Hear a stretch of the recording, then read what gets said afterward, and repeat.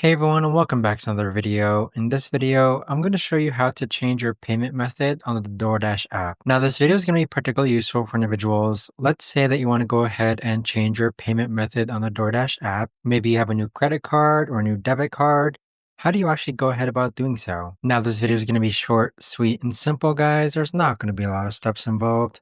Now, in order to do this, what you're first going to do is log on to the DoorDash app. Next, click on your profile icon in the upper right-hand corner. Afterwards, click on Settings. So underneath Account Settings, click on Payment. And then on this page here, you're going to see your saved payment methods, and you can also add a different payment method. So go ahead and change your payment method by either adding Apple Pay, credit, debit, PayPal, Venmo, or more. But that right there, guys, is the best and easiest way that I know of to actually go ahead and change your payment method on the DoorDash app. If you guys know of a better or easier way to actually do this, let me know in the comments down below. I would love to know.